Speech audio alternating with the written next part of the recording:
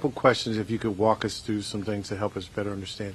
Have you gotten to the bottom of why there was no one stationed on the roof from a law enforcement perspective, and why there was no one there to secure the building to make sure no one could get up there? Have you gotten any clarity on why those two lapses in security were in place? And I have a couple quick follow-ups. Sure. It's something that, again, having been there the day after I was named the acting director, I wanted to put eyes on and go up there and see it. Yes, sir. And looking at that site, it really seeing how close that site was to the stage, seeing where it was.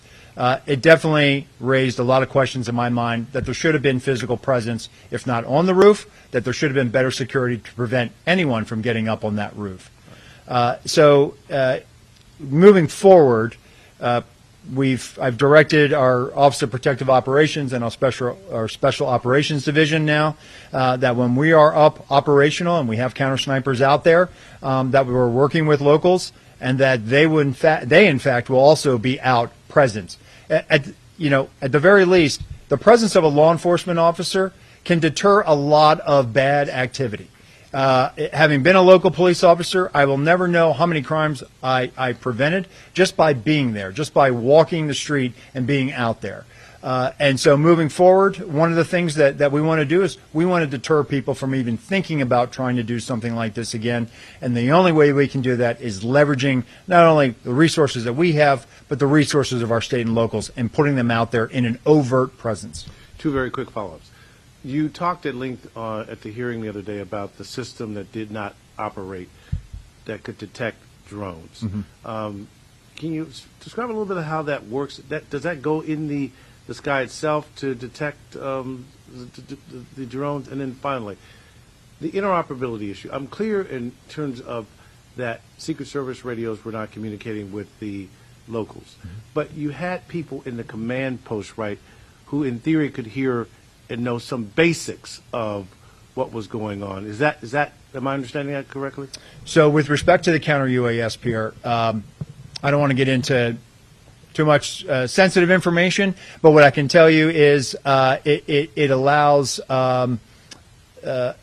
that asset allows the geolocation to be able to plot where a drone is within a certain distance of how we set up. So think of it as like geofencing, and then being able to pinpoint and detect where that is. With respect to the agency that was, we had Pennsylvania State Police, but it appears that there was really a big sense of urgency going on, and the state and locals were doing everything they possibly could to try to find the assailant. He had already come to their attention. They were actively trying to find him, and I believe everyone was doing their level best to try to locate him. But there could have been other agencies that were putting out radio transmissions, and this is something that we'll work with the FBI to get further on. But those radio transmissions might have just been back to the unified command post and maybe not have made it over the Pennsylvania State Police here. But that's something that we're going to look into, and definitely something that we are moving forward. We definitely want to remedy this going forward. But your Secret Service personnel in the command post had some sense that something was going on based on what they were being told about the radio stuff. Yes, that they were working an issue at the 3 o'clock of the stage.